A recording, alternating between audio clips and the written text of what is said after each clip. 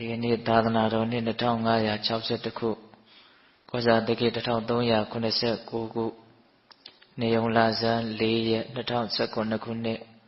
5လပိုင်း29ရက်တနင်္လာနေ့ညချမ်းခါကာလမှာရန်ကုန်တိုင်းဒေသကြီးရန်ကုန်မြို့မရန်ကုန်မြို့နယ်8မိုင်မစိုးရိမ်ရွှေကျင်တိုက်တွင်မှာဆင်ကျင်းပကြတဲ့ဓမ္မဒါနဓမ္မပူဇာတရားပွဲတွင်မှာဒီကနေ့ညတရားပွဲမှာဒီလူရှင်များဖြစ်ကြတဲ့ဓမ္မကြီးဒေါခင်သိန်းဓမ္မကြီးဒေါတန်းဝင်းတူမာများရွှေဦးမိသားစုတို့ရဲ့ဓမ္မဒါနကောင်းမှုကိုအကြောင်းပြုပြီးတော့အလုံးသောတရားနာပိဋကပေါင်းသူတော်ကောင်းတို့မြတ်စွာဘုရားဟောကြားတော်မူခဲ့တဲ့တရားဒေသနာတော်တို့ကိုနာယူကြည်ညိုခွင့်ရကြတယ်။ဦးဇင်းတို့လည်းပဲမြတ်စွာဘုရားဟောကြားတော်မူခဲ့တဲ့တရားဒေသနာတော်တို့ကိုဟောကြားခွင့်ရပါတယ်။ဒီတော့ဒီကနေ့ညတရားဒေသနာတော်များကိုနာယူကြည်ညိုကြဖို့ရောက်ရှိလာကြတဲ့အလုံးသောတရားနာပိဋကပေါင်းသူတော်ကောင်းတို့ကိုဦးဇင်းတို့ဗာတရားဟောမှလည်းဆိုလို့ရှိရင်ဒီကနေ့ညဟောဖို့အလှည့်ကြတဲ့တရားကရှင်မဟာကတ္တပမထေရမြတ်ရဲ့အကြောင်းလို့ဒီလိုမှတ်သားကြရမယ်နော်ရှင်သာရိပုတ္တရာမထေရမြတ်ကြီးနဲ့ရှင်မမောက္ကလံမထေရမြတ်ကြီးတို့ရဲ့အကြောင်းကိုဘုရင်တို့၃ညပြောခဲ့ပြီနော်ရှင်မဟာကတ္တပမထေရမြတ်ကြီးဆိုတာကတတိယတာဝကလို့ဒီလိုသုံးပါတယ်နော်ပထမတာဝကကရှင်သာရိပုတ္တရာနော်ဒုတိယတာဝကကရှင်မမောက္ကလံအခုတတိယတာဝကကရှင်မဟာကတ္တပနော်မထေရမြတ်ကြီးရဲ့အကြောင်းဒုတင်အရာမှာဣတရရတော်မူတဲ့အရှင်မြတ်ကြီးပေါ့ဒါကြောင့်ပေတပေါင်းသူတော်ကောင်းတို့ဒီအရှင်မြတ်ကြီးရဲ့အကြောင်းကပြောမယ်ဆိုလို့ရှိရင်3-4ညစာလောက်ပြောစရာရှိတယ်ပေါ့ဒါပေမဲ့လို့အနှစ်ချုပ်ကလေးတွေကိုပြောတာကိုဦးဇင်းတို့စိတ်ဝင်စားတဲ့အတွက်ကြောင့်တညာတည်းနဲ့နော်စုံအောင်ပြောကြည့်မယ်လို့အဲ့လိုအောက်မေ့ထားတယ်နော်ဒါကြောင့်ပေတပေါင်းသူတော်ကောင်းတို့နာယူကြည်ညိုကြည့်ကြရအောင်ဒီတရားဒေသနာတော်ကိုမဟောကြားသေးခင်မနာကြားသေးခင်မှာတရားတော်အလုံးကိုဟောကြားတော်မူခဲ့တဲ့ဘုရားရှင်ကိုရောမြတ်ရဲ့အင်မတန်အေးချမ်းကြည်လင်တော်မူတဲ့မဟာကရုဏာကိုသိစရာတရားလုံးစုံကိုသိတော်မူမြင်တော်မူတဲ့သဗ္ဗညုတဉာဏ်ဒီဟူသောပညာကိုထိုမဟာကရုဏာကိုပညာကိုနှစ်ပါးစုံတို့ဖြင့်ပြည့်စုံတော်မူတဲ့ဘုရားရှင်ကိုရောမြတ်ကိုယုတိမြတ်တို့ရှိခိုးပူတော်ကြအောင်စို့အလုံးလက်အုပ်ချီမိုးပြီးတော့အာယုံပြုကြရအောင်ကရုဏာတိတလဟရေယပညာပေဇောဓဝိယတမောဟဓမ္မသာနရမရလောကကရုံဝန္တိတုကတံဂတိဝိမု ढ ံကရုဏာတိတလဟရေယမဟာကရုဏာတော်ဖြင့်ဤမြသောစိတ်နှလုံးလည်းရှိတော်မူပါပေထသောပညာပေဇောဓဝိယတမောဟဓမ္မအရဟတမေတိဟုသောအယောင်အလင်းဖြင့်အဝိဇ္ဇာတိဟုသောအမိုက်မောင်ကိုဖယ်ခွာတော်မူ၏ထသောသာနရမေရလောကကရောလူနှံမြမတတ္တဝနန္တတို့ဤကြောက်တိတန်တို့လေကရုပြုရာတဆူရီသောဆရာသခင်လည်းဖြစ်တော်မူပါ၏ထသောဂတိဝိမု ढ ံဒေဝမနုဿံနေရယနှင့်ပေတတရိစ္ဆာလာယအရှိငါတန်သောဂတိတို့မှလေသူဖြင့်ကင်းလွတ်တော်မူပြီးထသောဒုက္ကတံတတ္တဝါတို့အားအကျိုးများကြောင့်ဟုတ်မှန်သောစကားကောင်းကိုသာမြတ်ဆိုတော်မူပါ၏ထသောဗုဒ္ဓံသစ္စာလေးရတရားမြတ်ကိုလက်ပေါ်တင်တာဗရမ ्या ကဲ့သို့ပြတ်သားထင်သိမြင်ပေတတ်ဘုရားရှင်ကိုယ်တော်မြတ်ကြီးကိုမေယံတရားဟောပုဂ္ဂိုလ်တရားနာပုဂ္ဂိုလ်ခေါ်ဆိုပညာပရမတ်မှမူယုံနာနှပြဖြစ်ကြပါသောဘုရားတပည့်တော်တို့သည်ဝဏေဝနာမှာကာယဝစီမနောချီ၍သုံးဤဒွါရပနာမဖြင့်ဒုက္ခယောကျိုးလက်ဆုံမိုးကရှိခိုးဥညွတ်ပါ၏မြတ်စွာဘုရား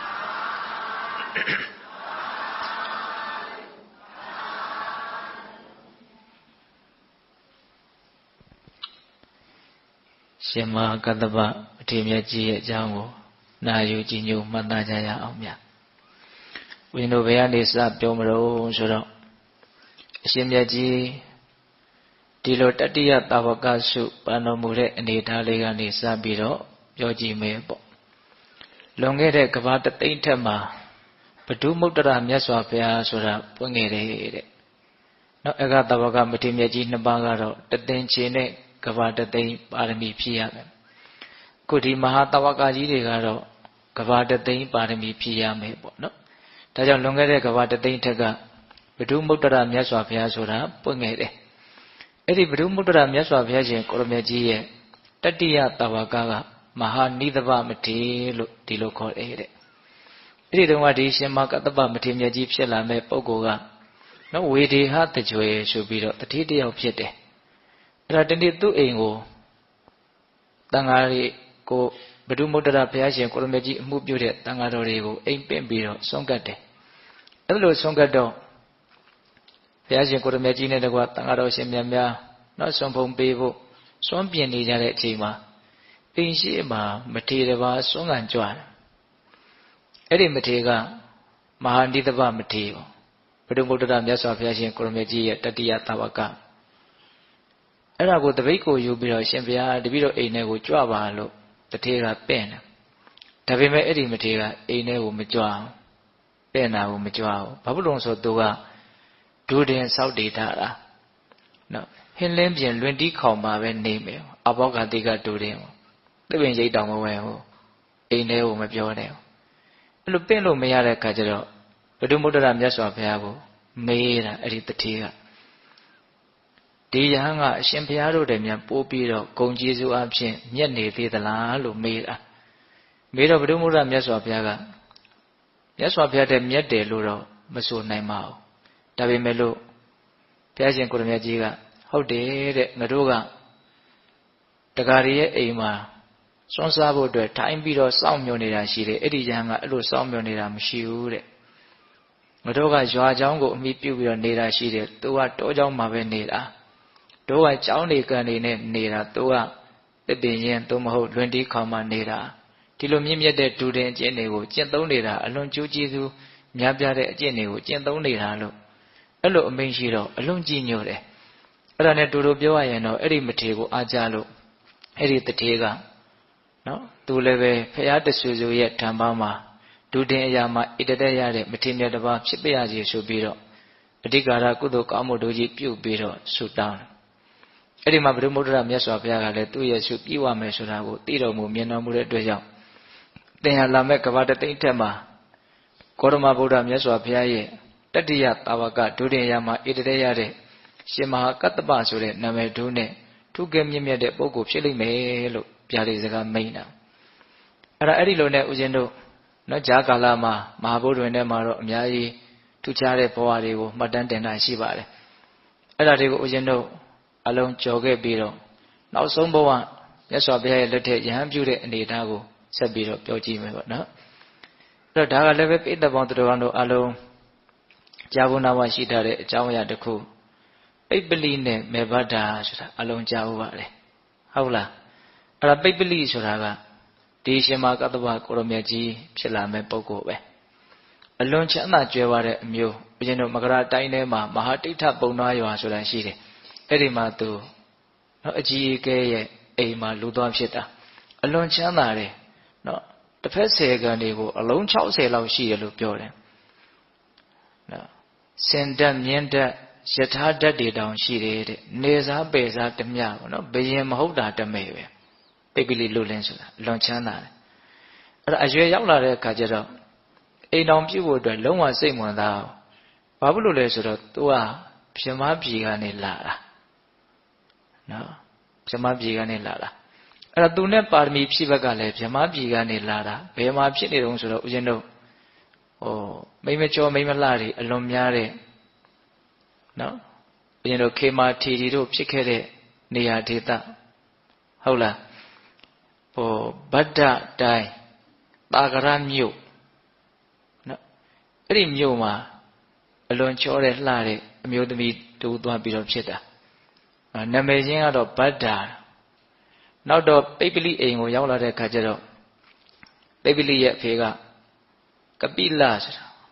အဲ့ဒီမှာကပိလရဲ့ချွေးမပေါ့လေဗဒ္ဒကာပိလနီလို့ အဲ့လိုနာမည်တွင်သွားတာအဲ့ဒါအမေဖေကဒီပိပလိလို့လေအသက်20ကျော်ရောက်တဲ့ခါကျတော့အိမ်တော်ရသားချဖို့နားချတယ်ဘလို့မှစိတ်ဝင်စားတဲ့ခါကျတော့မိဘတွေလက်လျှော့အောင်ဆိုပြီးတော့အလွန်ချောမောလှပတဲ့နော်ရွှေရုပ်တရုပ်ကို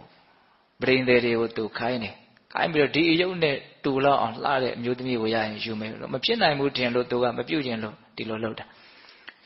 အဲ့ဒီရွှေရုပ်ကိုထမ်းပြီးတော့နော်သူရဲ့အချွေအနေကသွားပြီးတော့ရှာတော့စောစောကပြောတဲ့ဗတ္တာကိုသူတို့တွေ့တာတွေ့တဲ့အခါကျတော့သူတို့တောင်းရတဲ့အခါကျတော့အလုံးသဘောတူတယ်အမျိုးနွယ်အဖြစ်စီတဲ့ဥစ္စာအဖြစ်တူမျှတယ်ဆိုပြီးတော့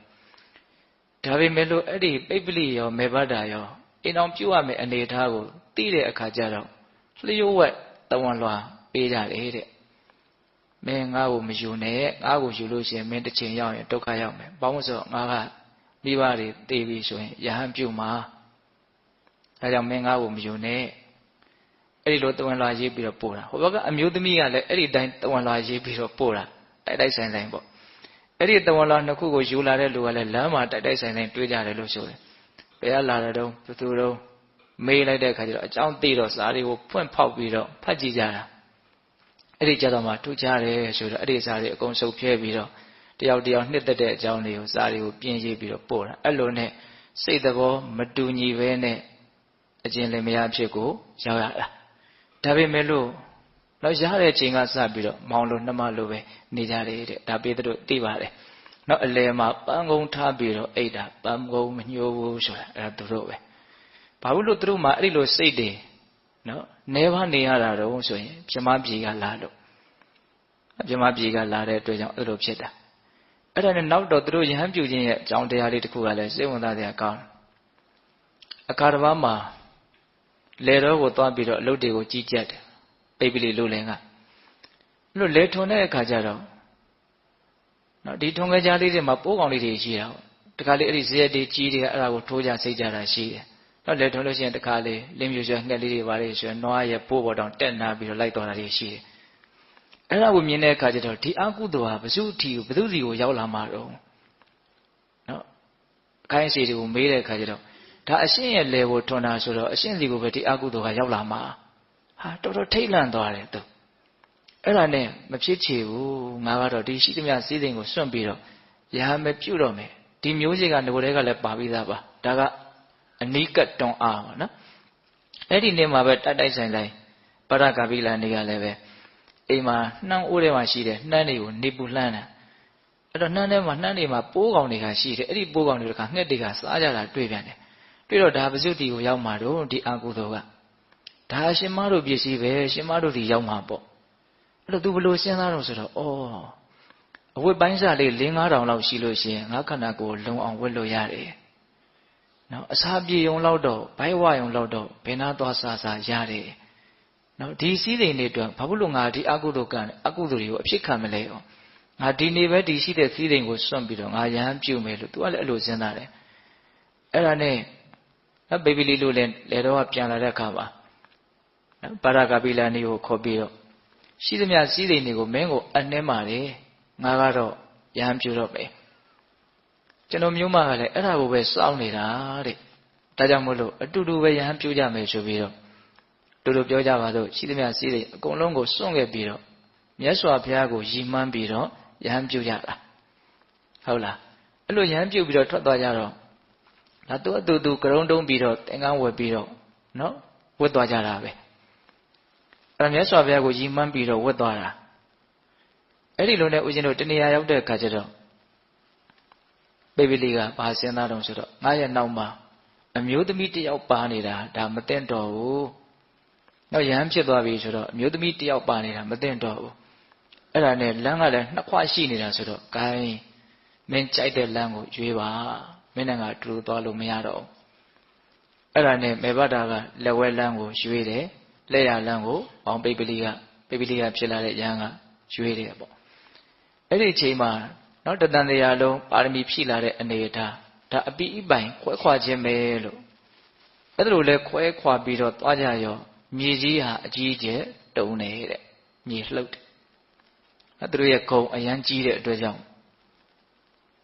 အဲ့ဒီမြေလှုပ်တာကိုဘယ်သူသိလဲဆိုတော့မြတ်စွာဘုရားသိတယ်အဲ့ဒီအချိန်မှာမြတ်စွာဘုရားက နော်တဝါပဲဆိုပြီးကြတာရှိသေးတယ်ဝိလုဝံကျောင်းမှာပဲရှိနေသေးတယ်ပိမိတာမင်းကြီးလှူထားတဲ့ဝိလုဝံကျောင်းမှာပဲရှိသေးတယ်နော်ဆွေတော်မျိုးတော်ဒီကိုမြတ်စွာဘုရားမကြောက်ရသေးဘူးဘုရားဖြစ်ပြီးကြတာပဲဆင်ញင်လိုက်တဲ့အခါကျတော့ဘာကြောင့်မြေလှုပ်တာတော့ဆိုတော့တတိယတာဝကဖြစ်မဲ့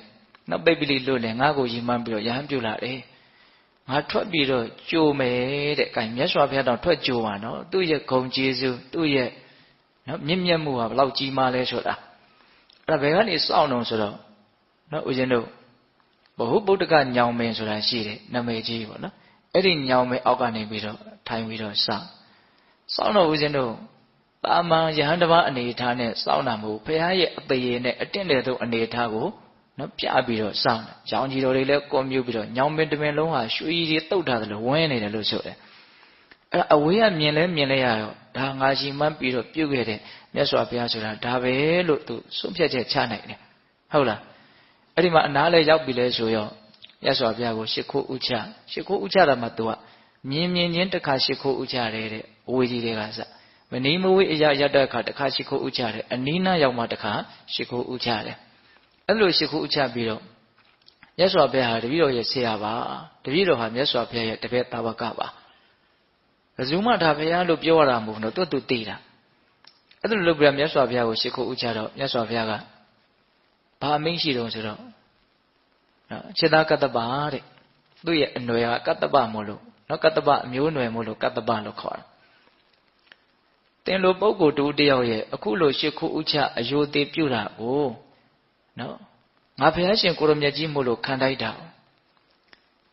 မတိပဲနဲ့တိတယ်မမြင်ပဲနဲ့မြင်တယ်လို့ဝါကြွားပြီးတော့ပြောတဲ့ပုဂ္ဂိုလ်မျိုးကိုမြန်တင်ကသွားပြီးတော့ဒီလိုမြန်အယိုသေးပြုမယ်ဆိုရင်အဲ့ဒီပုဂ္ဂိုလ်ရဲ့ဥကောင်းဟာပြတ်ကြလေရ၏တဲ့ဂုံကြီးလွန်းလို့ဟုတ်လားဒါပေမဲ့မြတ်စွာဘုရားကိုတော့မွေးညင်းပင်လေးတစ်ပင်ကိုတောင်မတုံလို့စေနိုင်ဘူးတဲ့နော်ဒါလည်းတော်တော်စဉ်းစားရကောင်းတယ်နော်ဟိုကအယုဒိပြုတဲ့ပုဂ္ဂိုလ်ကအရန်ကြီးကျယ်မြင့်မြတ်နေတဲ့အခါအယုဒိအပြုခံမဲ့ပုဂ္ဂိုလ်ကနော်သူထင်ထားသလိုမျိုးဖြစ်နေဖို့အရေးကြီးတာပေါ့ဟုတ်လားအဲ့လိုမြတ်စွာဘုရားကအမိန့်ရှိတာအဲ့ဒါနဲ့အဲ့ဒီရှင်မကတ္တပရဟန်းမဖြစ်သေးဘူးရဟန်းပြုပေးတာကလည်းဒီသာသနာမှာအဲ့ဒီပြုတဲ့နည်းနဲ့ပြုတာအဲ့ဒီတစ်ပါးပဲရှိတယ်အေဟိဘိက္ခုလည်းမဟုတ်တိမ်ထဲမှာကဝါနဲ့ဖတ်ပြီးတော့ရဟန်းပြုတာလည်းမဟုတ်ဩဝါဒပဋိက္ခဏယဟန်လို့စာရလို့တောင်းတယ်ဩဝါဒ၃ပါးပေးလိုက်တာနဲ့သူယဟန်ဖြစ်သွားတယ်ဒီတစ်ပါးပဲရှိတယ်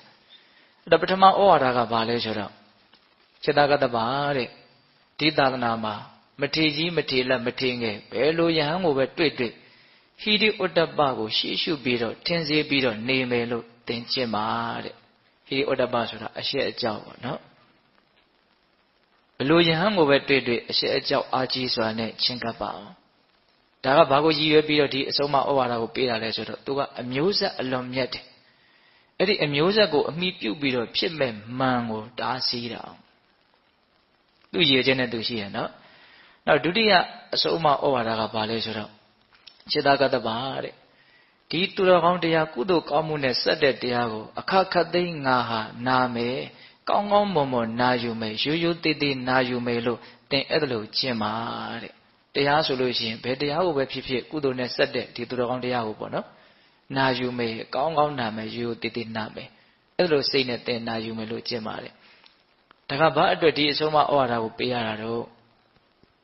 နော်သူကအလွန်ဘဟုတုတကြွယ်ဝတဲ့ပုဂ္ဂိုလ်အဲ့ဒီအကြအမြင်ဘုဒ္ဓများတာကိုအကြောင်းပြုပြီးတော့ဖြစ်ပေါ်လာမဲ့မာမနာကိုကာကွယ်တားဆီးတာဟုတ်လားအဆုံးအမဩဝါဒနှစ်ချက်ရှိတယ်နော်နောက်တတိယအဆုံးအမဩဝါဒကဘာလဲဆိုတော့ဒုက္ခဝေဒနာနဲ့ဆက်ရှက်နေတဲ့ကာယကတတတိကိုအမြဲတမ်းမကင်းမကွာငါကျင့်သုံးမယ်ဆိုတဲ့စိတ်နဲ့နေပါတဲ့ကာယကတတတိရဲ့အကြောင်းကိုအရင်တို့အများကြီးပြောဖို့ပါတယ်မိမိရဲ့ဒီရုပ်ပိုင်းဆိုင်ရာနော်ယူဘက်ခန္ဓာကြီးတိဆောက်ထားတဲ့အနေအထားမှန်တွေကိုမှန်မှန်ကန်ကန်တတိနဲ့စဉ်းစားဆင်ခြင်ပြီးတော့နေတာကိုကာယကတတတိလို့ပြောတယ်ဝင်သက်ထွက်သက်ဝင်နေတာထွက်နေတာရှိတယ်ဒါလေးကိုလွတ်လွတ်လပ်လပ်အစွဲလန်းကင်းကင်းနဲ့ဒီလေဝင်နေထွက်နေတာကိုတယောက်ယောက်ကတယောက်ကိုကြည့်တယ်လို့မျိုးကြည့်ပြီးတော့သတိထားနေမယ်ဆိုရင်ခံစားချက်တစ်မျိုးရှိတယ်ဒီဝင်လေထွက်လေဝင်နေထွက်နေတာကိုသတိထား အဲ့ဒါကာယကတ္တသတိပဲအဲ့ဒီကာယကတ္တသတိမှာဒုက္ခရှိတယ်ဟုတ်လားပြီးတော့ဦးဇင်းတို့စာပေမွေးခြင်းခြေတိလက်တိသွားအရေးအစရှိတဲ့32မျိုးသောမတင့်တယ်သောမတန်ရှင်းသောမစင်ကြယ်သောအရာတို့ဖြင့်တိဆောက်ထားတဲ့အနေအထားမှန်ကိုစဉ်းစားဆင်ခြင်ခြင်းဒါလည်းပဲကာယကတ္တသတိပဲအဲ့ဒီကာယကတ္တသတိကိုစဉ်းစားဆင်ခြင်ခြင်းမှာနော်အစွဲဥပါဒံအလွန်အားနည်းစေတဲ့အတွက်ကြောင့်စိတ်ဟာချမ်းသာမှုရှိတယ်ဒါကြောင့်ဒုက္ခဝေဒနာနဲ့နော်ဆက်နေတဲ့ဒီကာယကတ္တသတိနဲ့အမြဲတမ်းငါနေမယ်ကာယကတ္တသတိကိုဘယ်တော့မှမစွန့်ဘူးလို့အဲ့ဒီလိုကြင့်ပါတဲ့နော်ကာယကတ္တသတိကိုမြတ်စွာဘုရားကနော်အမတန်တေဘိခဝေပရိပုံစံတိရေကာယကတ္တသတိပရိပုံစံတိလို့အဲ့လိုတောင်းဟောတယ်အဓိပ္ပာယ်ကဘာပြောတော့ကာယကတ္တသတိကိုပွားများသောအဖြစ်သုံးဆောင်နိုင်ကြသောပုဂ္ဂိုလ်တို့သည်အမတလို့ဆိုတဲ့နိဗ္ဗာန်ကိုသုံးဆောင်နေတာနဲ့အတူတူပဲတဲ့ဟုတ်လားကိုယ့်ရဲ့ရုပ်ခန္ဓာပုံမှာသတိထားနေခြင်းဟာနိဗ္ဗာန်ချမ်းသာကိုသုံးဆောင်နေတာနဲ့အတူတူပဲလို့တောင်းမြတ်စွာဘုရားဟောတာနော်ဒါတတိယပေးတဲ့အဆုံးအမအဲ့ဒီအဆုံးအမကဘာလို့ပေးတာလဲဆိုတော့ဒီပိပ္ပလိလူလေဒီရှင်မာကတ္တပကအလွန်ဥပရိယုတ်ကောင်းတယ်နော်သူကလည်းရွှေလိုဝဲနေလို့သူ့ကိုပိပ္ပလိလို့နာမည်ပေးခဲ့တာအဲ့ဒီဥပရိကောင်းတဲ့ရုပ်ရည်ချုံမောလှပတဲ့အနေအထားကိုအကြောင်းပြုပြီးတော့ဒီကာယရဲ့ပုံမှာဆွဲမဲ့မှုတဏှာကိုဖယ်ရှားနိုင်ဖို့အတွက်ကာယကတ္တသတိနဲ့မကင်းမကွာနေပါလို့တတိယအဆုံးအမကိုပေးတာတဲ့အဆုံးအမဘယ်နှချက်တော့၃ချက်နော်အဲ့ဒီအဆုံးအမ၃ချက်ကိုလည်းပဲပေးလက်ပြီးတော့အရှင်မကတ္တဗယဟန်ဖြစ်သွားပြီတဲ့ဒီတစ်ပါးပဲရှိရဲ့သာသနာပါအဲ့ယဟန်ဖြစ်သွားပြီဆိုတော့အဲ့ဒါမြတ်စွာဘုရားကနောက်တစ်ပါးကနေခေါ်ပြီးတော့ကြွသွားတယ်အဲ့ဒါရွှေလီကြီးရဲ့နောက်ကနေရွှေလီငယ်လေးလိုက်သွားတယ်လို့ပဲတဲ့မြတ်စွာဘုရားက32ပါးသောလက္ခဏာတော်ကြီးငယ်တို့ဖြင့်တင့်တယ်တဲ့ရှင်မကတ္တဗကလက္ခဏာတော်9ပါးရှိတယ်တဲ့မဟာပုရိသလက္ခဏာ9ပါးရှိတယ်တဲ့သူကလည်းပဲအလွန်ထူးခြားတဲ့ပုဂ္ဂိုလ်နော်အဲ့လိုဦးဇင်းတို့ကြွသွားရင်ဒါတော်လန်ခကြီးကိုသွားနေတာတမင်တမင်အောက်ရောက်တဲ့အခါကျတော့ထိုင်လို့တဲ့အချင်းညာကိုပြတယ်တဲ့မြတ်စွာဘုရားကအဲ့တော့ရှင်မကတ္တဗကသူ့မှာပါတဲ့နှစ်ထပ်သင်္ကန်းကြီးကိုခောက်ပြီးတော့ခင်းပေးတယ်မြတ်စွာဘုရားဒီပုံမှာသတင်းသုံးမှာဒါတပည့်တော်တို့အရှိသဖြင့်အကျိုးကျေးဇူးများမှာပါဖေ။မြတ်စွာဘုရားသတင်းသုံးပြီးတော့မြတ်စွာဘုရားကအဲ့ဒီသင်္ကန်းကိုလက်နဲ့ကိုင်ကြည့်တယ်တဲ့။ကိုင်ကြည့်ပြီးတော့ခြေသားကတ္တဗသင်္ကန်းကနူးညံ့လာကြည်လား။အဲ့လိုမင်းရှိတဲ့အခါကျတော့အော်မြတ်စွာဘုရားကဒီသင်္ကန်းကိုအလိုရှိတော်မူတယ်နဲ့တူတယ်။အဲ့လိုဆိုမြတ်စွာဘုရားတပည့်တော်ဒီသင်္ကန်းကိုမြတ်စွာဘုရားကိုလှူပါတယ်ဖေ။မြတ်စွာဘုရားသုံးဆောင်တော်မူပါ။အဲ့တော့မြတ်စွာဘုရားကအလှမခံဘူးလို့မရှိဘူးနော်ဘာမင်းရှိတော့ဆိုတော့จิตသားကအဲ့လိုဆိုရင်ဘာဝက်မလဲတဲ့တပည့်တော်ကမြတ်စွာဘုရားရဲ့သင်္ကန်းကြီးကိုရခြင်းရလို့ရှိရင်တပည့်တော်အဲ့ဒီသင်္ကန်းကြီးကိုဝတ်ပါမယ်တဲ့အဲ့တော့မြတ်စွာဘုရားကသင်္ကန်းချင်းလဲလို့တဲ့အတွက်ကြောင့်အဲ့ဒါလိုသင်္ကန်းကိုချီးမွမ်းတာအလကားချီးမွမ်းတာမဟုတ်သင်္ကန်းချင်းလဲမှာအဲ့ဒါဒီတစ်ပါးပဲရှိတယ်ဘယ်ဘုရားမှအဲ့လိုလုပ်ဖူးတာလည်းမရှိဘူးတဲ့ဟုတ်လားဘာဖြစ်လို့သင်္ကန်းချင်းလဲကျင်တာတော့မြတ်စွာဘုရားရဲ့ကိုယ်စားချီးမြှောက်ခြင်းလို့မြတ်စွာဘုရားနဲ့ထပ်တူထားခြင်းလို့နော်ရှင်သာရိပုတ္တရာရှင်မောက္ကလံကိုတော့အဲ့လိုမထားဘူးဘာဖြစ်လို့ထပ်တူထားခြင်းတာတော့မြတ်စွာဘုရားနဲ့ထပ်တူထားဖို့အတွက်ရှင်သာရိပုတ္တရာရှင်မောက္ကလံဉာဏ်အကြီးဆုံးတကုအကြီးဆုံးမထေရမြတ်ကြီးတွေရှိတယ်ရှိလာလိမ့်မယ်ဘာဖြစ်လို့မထားတာတော့မြတ်စွာဘုရားစဉ်းစားတယ်တဲ့သာရိပုတ္တရာတို့မောက္ကလံတို့ဟာငါအရှင်ပြိဋိဘံစံကြမှာခုဒီရှင်မာကတ္တပကအသက်120ရှိမှာငါနောက်မှာပြိဋိဘံစံမှာအဲ့လိုဆိုလို့ရှိရင်ငါပြိဋိဘံစံပြီးတဲ့နောက်မှာဒီအဆုံးအမဓမ္မဝိနည်းသာသနာကိုသူဟာဆက်ပြီးတော့မတိမ်ကောမပျောက်ပြက်အောင်စောင့်ရှောက်လိမ့်မယ်သံဃာယနာတင်လိမ့်မယ်အဲ့ဒီလောက်ထိသာသနာရဲ့ကောင်းကျိုးကိုအထွတ်အထိပ်ဆောင်ရွက်မဲ့ပုဂ္ဂိုလ်ဖြစ်တယ်အဲ့ဒါသူ့ကိုကြံတဲ့ယဟန်တွေကအထင်မသေးစေဖို့အတွက်မြတ်စွာဘုရားကတောင်သူ့ရဲ့ကိုယ်စားထားပြီးတော့သင်္ကန်းချင်းလဲပြီးတော့ကိုင်းခဲ့တာဆိုယဟန်တွေရဲ့သူ့ရဲ့အပေါ်မှာလေးစားမှုနော်ဒီအရှိန်အဝါကိုရကျင်လို့မြတ်စွာဘုရားသင်္ကန်းချင်းလဲတာဒါကြောင့်သင်္ကန်းကိုသုံးတတ်တာအလကားသုံးတတ်တာမဟုတ်ဘူးတကယ်အလိုရှိလို့သုံးတတ်တာဘာလို့လဲလဲကျင်လို့အလိုရှိတာအဲ့ဒါသင်္ကန်းချင်းလဲတာအဲ့သင်္ကန်းချင်းလဲလိုက်ရောမြေကြီးလဲတုံမြန်နေတဲ့ဒီရှင်မာကတ္တပနဲ့ပတ်သက်ပြီးတော့မြေကြီးကတော့ခဏခဏလှုပ်နေတာကိုတွေ့ရတယ်သူ့ရဲ့အထင်ကြီးဂုံတွေကအလွန်ကြီးမားတာဟုတ်လားအဲ့လိုနဲ့ရှင်မာကတ္တပကိုတော်မြတ်ကြီးဟာယဟန်ဖြစ်ပြီးတော့သူအဓိကကျင့်ကြံကြုတ်ကိုအထုတ်တာကဘာလဲဆိုတော့ဒုတင်73မှပဲအလွန်အလိုနေတယ်အလွန်ရောင်ရဲတယ် စိတ်ငြိမ်ရမှာပဲနေတယ်ဟုတ်လားအပေါင်းအဖော်နဲ့မွေးလျော်တယ်ဆိုတာမရှိသလောက်ပဲအလွန်လဲလုံလဝရိယကြီးတယ်9 ရက်မြတ်ပုထုဇဉ်ဘဝနဲ့နေပြီးတော့ယဟန်ဖြစ်ပြီးတဲ့နောက်နော်9 ရက်ပဲပုထုဇဉ်ဘဝနဲ့နေပြီးတော့ယဟန္တာဖြစ်တယ်ငါမြတ်စွာဘုရားသင်္ကန်းကြီးကိုရထားတာပဲလို့အဲ့လိုမှန်ဝင်တဲ့သဘောလည်းမရှိဘူးအဲ့ဒါကျင့်ကြံကြိုးကိုအားထုတ်ပြီးတော့ယဟန္တာဖြစ်တယ်တဲ့ဒါရှင်မကတ္တဗယဟန္တာဖြစ်သွားတဲ့အကြောင်းအဲ့ဒီမှာရှင်မကတ္တဗနဲ့ပတ်သက်ပြီးတော့ဦးဇင်းတို့ပြောစရာတွေကအရင်များတယ်အစက2 ရက်ခွဲပြီးတော့ဦးဇင်းကပြောမလို့ဒါမဲ့လို့ရှင်အနန္ဒာအကြောင်းကလည်း2 ရက်ခွဲပြီးတော့ပြောရမှာအဲ့တော့ဒီမှာရက်က6 ရက်ဆိုတော့တူတူတန်တန်ဖြစ်နေမှာဆိုတော့ရှင်မကတ္တဗအကြောင်းကိုတရက်တည်းနဲ့ပြီးပြတ်အောင်ပြောမယ်ဆိုပြီးတော့အဲ့ဒါဒီနေ့တရားတော့နည်းနည်းတော့ရှည်ရင်ရှည်လိမ့်မယ်နော်အဲ့တော့ရှင်မကတ္တဗရဲ့ထူးခြားတဲ့အကြောင်းအရာကဘာလဲဆိုတော့အဲ့ဒီဒူတင်ဆောင်းပြီးတော့အလိုနေတဲ့ရောင်ရဲတဲ့ကိစ္စချိုးကြံချွေတာခေါင်းမာတဲ့ဂုံပေါ့နော်အဲ့ရှင်မကတ္တဗရဲ့ဂုံနောက်ဦးဇင်းတို့ထူးခြားတာတစ်ခုက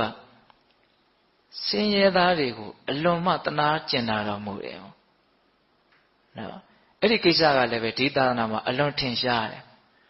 စွန့်ကံပြီဆိုရင်တထေးတရွေတွေအိမ်မသွားဘူးတဲ့နော်အရန်ဆင်းရဲတဲ့အိမ်တွေကိုသူချီးမြှောက်ခြင်းဘုရင်တို့និရောဓသမပတ်ဝင်ပြီးကာလကိုလောင်းရလှူရမယ်ပေးရကမ်းရမယ်ဆိုလို့ရှိရင်အဲ့ဒီပုဂ္ဂိုလ်ကချက်ချင်းအကျိုးကျေးဇူးကိုရနိုင်တယ်ဒါကြောင့်ဘေးတို့ကြားဥပါတယ်လေတော်ထဲမှာပေါက်ပေါက်ပွင့်လွန်နေတဲ့လေဆောင်အမျိုးသမီးလေးတွေသွားပြီးတော့အလှခံတာပေါက်ပေါက်ပွင့်အလှခံတာပေါက်ပေါက်ပွင့်လေးလှူပြီးတော့အဲ့ဒီမျိုးသမီးလေးကမွေးကြိုက်လို့ဆုံးတာလေပြီးတော့တာဝရိန္ဒနတ်ပြည်ရောက်တယ်လာစာနတ်သမီးဆိုတော့ကျေးဇူးတင်လွန်းလို့ဒီအရှင်မြတ်ကြီးရဲ့ကျေးဇူးကြောင့်ငါဒီလိုဖြစ်ရတာဆိုပြီးတော့အရှင်မြတ်ကြီးရဲ့ကြောင်းသင်္ကန်းကိုလာပြီးတော့ရေတွေထဲတယ်ဒီမြတ်စီလေးတွေမနဲ့မလင်းခင်ဘယ်သူလှုပ်ထားမှမသိဘူးဒီကြောင်းလုံးတန့်ရှင်းတယ်နောက်တော့ရှင်မြတ်ကြီးကတိတဲ့အခါကျတော့နတ်သမီးကိုနောက်ဒါမျိုးလာမလုပ်လဲနဲ့နှင်ထုတ်တယ်ဟာရှင်ဗျာတဲ့ရှင်ဗျာရဲ့ကျေးဇူးကြောင့်တပည့်တော်ဒီလိုဖြစ်ရတာဒါကြောင့်ကုသိုလ်ကောင်းမှုတွေကိုမြတ်နိုးသောအဖြစ်တရောဆက်ပြီးတော့လုပ်ပြရစီငါလက်မခံနိုင်ဘူးတဲ့နောက်ကာလမှာစမ်းကြယ်တဲ့ရက်တောင်ကိုကင်ပြီးတော့တရားဟောကြတဲ့ဓမ္မကတိကတွေကရှင်မဟာကတ္တပကြီးဟာနတ်သမီးတယောက်ရဲ့နော်ဝေယဝစ္စလှုပ်တာကိုခံယူသွားတယ်လို့ငါတရားတဲ့ထည့်ပြီးတော့ဟောမခံနိုင်ဘူးတဲ့အဲ့လိုတောင်ပြောတာနော်ဟုတ်လားအဲ့ဒီမှာအဲ့ဒီနတ်သမီးကရှင်ဘုရားတပည့်တော်မသွားပြရရှင်နဲ့လှုပ်ပြရရှင်ဆိုတော့အရှင်မြတ်ကြီးကလက်ဖြောက်တီးတယ်သင်ဟာတင့်ရဲ့ပမာဏကိုမသိတဲ့လူပဲအဲ့လိုဉာဏ်နာရှင်မြတ်တွေလက်ဖြောက်တီးလိုက်တယ်ဆိုရင်ဘယ်နဲ့မှအဲ့ဒီနာမှာနေလို့မရဘူးဟုတ်လားအလွင့်သွားတယ်ကောင်းတယ်မှာငိုတယ်တဲ့အဲ့ဒီနတ်သမီးကအဲ့ဒီနတ်သမီးငိုတဲ့တန်ကိုမြတ်စွာဘုရားကြားလို့ဘာလို့ငိုတာတော့ကောင်းမှုမလုပ်ရလို့နော်ကောင်းမှုမလုပ်ရလို့ငိုတယ်ဆိုတာအဲ့ဒီတည်းမှာပဲကြားဘူးတယ်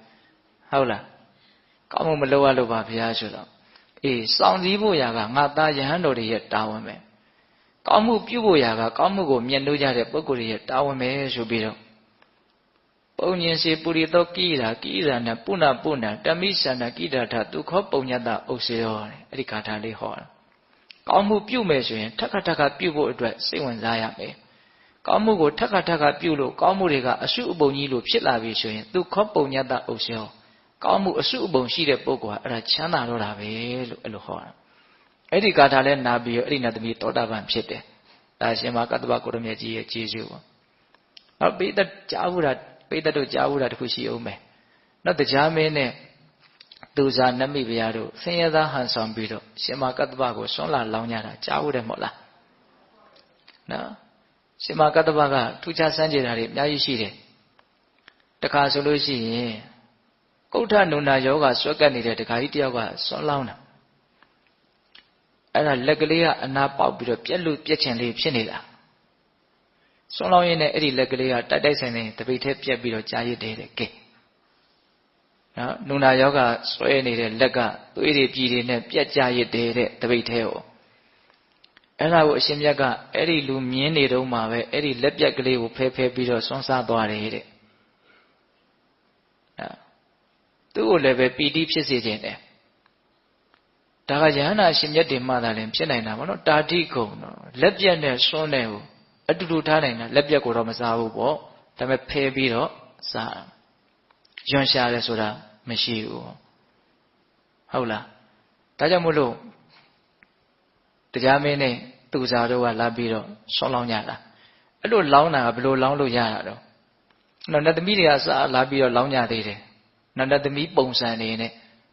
တောက်တောက်ပြောင်ပြောင်နေနဲ့ဆိုတော့ဘယ်ဟိုကဆွမ်းကိုလက်မခံတင်းတို့မှာကောင်းမှုတွေပြည့်စုံနေတာဆင်းရဲသားတွေကိုပဲငါသွားမယ်ဆိုနောက်တော့တရားမင်းကအဲ့ဒီနတ်သမီးတွေဆွမ်းလောင်းလို့မရခဲ့ဘူးဆိုတာသိတော့ဘလို့အမိန့်ရှိတော့မထေရမြတ်ကြီးကဆင်းရဲတဲ့လူတွေလောင်းလို့တာကိုမှခံယူမယ်လို့ပြောတယ်အေးအဲ့လိုဆိုရင်ဟုတ်ပြီဆိုပြီးတော့ရကန်းရက်နေတဲ့အဖိုးကြီးဖွားကြီးဟန်ဆောင်တရားမင်းနဲ့သူစားနဲ့မထေရမြတ်ကြီးကမစင်ကျင်တဲ့အခါကျတော့ဘယ်သိမလို့အိမ်ရှိရက်အဲ့တရားမင်းကလည်းတရုပ်ပါတယ်နော်အဖွားကြီးဘာများလောင်းစရာရှိတော့ရှိအောင်မလားမသိဘူးရှာဟန်ပွေဟန်ဆောင်ပြီးတော့ယူလာကြတာတမထေရမြတ်ကြီးကတပိတ်ပေးလိုက်တယ်ပေးလိုက်ရောလောင်းထည့်လိုက်တာ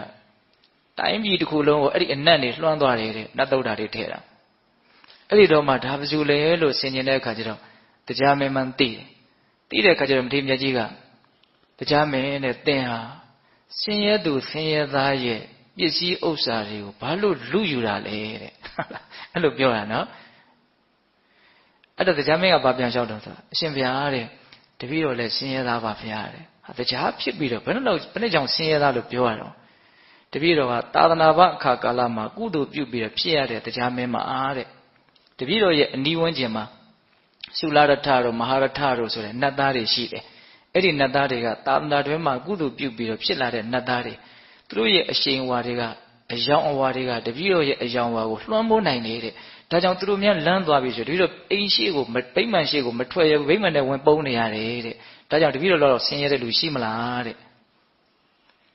အဲ့ဒါနဲ့ရှင်ဘုရားအဲ့လိုဆိုရင်ရှင်ဘုရားကသဘောမတူဘူးဆိုရင်တပည့်တော်လှူတဲ့ကုသိုလ်ဟာကုသိုလ်မရဘူးလားကုသိုလ်ရပါတယ်ကိုယ်စေတနာပေါ့နော်အဲ့ဒီမှာတရားမင်းလဲဝမ်းမြောက်ဝမ်းသာငါရဲ့မြင့်မြတ်တဲ့ဒါနကောင်းမှုဟာရှင်မကတ္တပကိုရမြတ်ကြီးရဲ့ထံမှာတီးပြီးဆိုဥရန်ကျူးပြီးတော့ပြန်သွားတာအဲ့ဒီတက်ကလည်းသူ့ရဲ့အယောင်ဝါတွေကပူပြီးတော့ထွက်လာတယ်ပေါ့ဒါရှင်မကတ္တပကိုရမြတ်ကြီးရဲ့နော်ရှင်ရသားတွေရဲ့အပေါ်မှာအလွန်တရာမှနော်ကရုဏာကြီးတော်မူတဲ့အနေအထားလေးကိုပြောပြတာဆက်ပြီးတော့ဦးဇင်းတို့ပြောချင်တာကနိဒာနဝကတန်ယုတ်ပါဠိတော်ထဲမှာကတ္တပတန်ယုတ်ဆိုပြီးတော့ရှင်မကတ္တပကိုရမြတ်ကြီးကိုမြတ်စွာဘုရားဟောခဲ့တဲ့ရှင်မကတ္တပကိုရမြတ်ကြီးကပြန်ပြီးတော့လျှောက်ထားခဲ့တဲ့ရှင်မကတ္တပကိုရမြတ်ကြီးရဲ့ထူးခြားတဲ့အတွေ့အကြုံတွေအများကြီးအဲ့ဒီထဲမှာမှတ်တမ်းတင်ထားတာရှိတယ်အကုန်လုံးပြောဖို့တော့အချိန်မရဘူးပေါ့နော်ပြောတဲ့အခါမှာလည်းပဲအကုန်လုံးလုံးစစ်ပတ်စစ်ရေလည်းပတ်လည်းရေတော်လည်းပဲပြောနိုင်မယ်မဟုတ်ဘူးဒါပေမဲ့ဘယ်လိုစိတ်ထားရှိတယ်နော်ဘာကိုရည်ရွယ်ပြီးတော့ပြောနေတယ်ဆိုတာလေးကိုတော့ပုံပေါ်အောင်ဦးဇင်းကပြောကြည့်ခြင်းတယ်ဒါပထမပြောရင်တဲ့သုတ်တန်ကဘာလဲဆိုတော့စန္ဒုပမသုတ်တန်ဒီသုတ်တန်ကလည်းနာမည်တော့ကြီးပါတယ်နော်လနဲ့ဥပမာပေးပြီးတော့ဟောတဲ့သုတ်တန်ဒါမြတ်စွာဘုရားကစောစောကဆိုခဲ့တဲ့အတိုင်းရှင်မကတ္တပကိုကိုရောနဲ့ဓာန်တူထားတော်မူတယ်ထတ်တူထားတော်မူတယ်ဟုတ်လားအခုဒီထဲမှာလည်းပဲအဲ့လိုဓာန်တူထားပြီးတော့ဟောတာလေအများကြီးရှိတယ်ဒီသုတ်တံမှာတော့ဗာပြောထားတော့ဆိုတော့ယဟန်တို့တဲ့လနဲ့တူအောင်ကျင့်ကြရမယ်လဟာကောင်းကင်မှာနေတယ်မော့ကြည့်တယ်အလွန်လှတယ်အလွန်အေးချမ်းတယ်ဒါပေမဲ့လဟာဘယ်သူနဲ့မှထိဆက်နေတယ်လို့မရှိဘူးယဟန်တို့တဲ့တရားဓမ္မတွေကိုဆက်ဆံတဲ့အခါမှာဘယ်လိုဆက်ဆံတဲ့တော့နော်ရေတွန်းဟောင်းကြီးကိုငုံကြည့်တယ်လို့မျိုးနော်တောင်ပေါ်တက်တဲ့အခါမှာကြောက်ကဘာပြက်ကြီးကိုငုံကြည့်တယ်လို့မျိုးမြစ်ကမ်းပါးလေးရောက်တဲ့ခါမှာမြစ်ထဲကိုကြည့်တဲ့ခါမှာငုံကြည့်တဲ့ခါမှာဘလို့ငုံကြည့်တယ်လဲအယံတတိကြီးကြီးထားပြီးတော့ဟုတ်လားခလှမ်းလှမ်းလေးကနေမြင်ရရင်ပြီးရောတိတ်ပြီးတော့နိနိကက်ကကြီးလို့မရအောင်ဟုတ်တယ်မဟုတ်လားအဲ့ဒီလိုမျိုးစိတ်ထားနဲ့တရားဓမ္မတွေကိုဆက်ဆံရမယ်လို့မြတ်စွာဘုရားအမိန့်ရှိတယ်အဲ့လိုအမိန့်ရှိပြီးတော့ဗာဆက်မိန့်ရှိတော့ယဟန်တို့တဲ့ဘယ်လိုယဟန်ကတရားဓမ္မတွေကိုဆက်ဆံခြင်းကထိုက်တယ်လေမြတ်စွာဘုရားဟောတော်မူပါဆိုတော့မြတ်စွာဘုရားကကောင်းငင်ကိုလက်ကလေးရမ်းပြတယ်တဲ့နော်လေထဲကိုလက်ကလေးရမ်းပြလိုက်တယ်ဒီလက်ကဘာနဲ့ထိနေတာရှိလဲဘာနဲ့မှထိနေတာမရှိဘူးဘာကိုမှမဆွဲလန်းရဘူးဝစုကိုမှမဆွဲလန်းရဘူးဆိုတဲ့သဘောပြောတာခက်စိမ့်စိမ့်ပဲနေရမယ်လို့ပြောတာဧည့်သည်တဖွေတယ်အမြဲတမ်းဧည့်သည်လို့ဘယ်သူနဲ့ရင်းနှီးတယ်ဘယ်သူနဲ့ရင်းနှီးတယ်ဆိုတာမျိုးယဟန်တွေကိုမြတ်စွာဘုရားလုံးဝမဖြစ်စေခြင်းဘူးဟုတ်ရဲ့လားဒါကပိဋကပေါင်းတော်ကောင်းတို့ ရှင်မကတ္တပရဲ့အကြောင်းကိုပြောရင်ဒီအနေထားတွေကအများကြီးတွေ့ရမယ်နော်အဲ့လိုမြတ်စွာဘုရားအမိန့်ရှိပြီးတော့ယဟန်တို့တဲ့ကတ္တပဟာအဲ့လိုနေတဲ့ယဟန်ဖြစ်တယ်တဲ့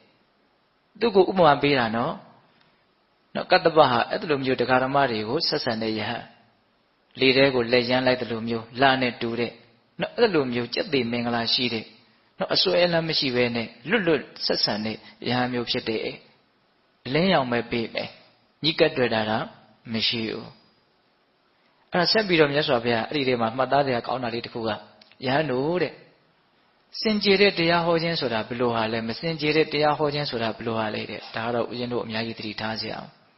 နော်မစင်ကြယ်တဲ့တရားဟောခြင်းဆိုတာဘယ်လိုဟာမျိုးကိုပြောတာလဲစင်ကြယ်တဲ့တရားဟောခြင်းမျိုးဆိုတာဘယ်လိုဟာမျိုးကိုပြောတာလဲမစင်ကြယ်တဲ့တရားဟောခြင်းမျိုးဆိုတာတဲ့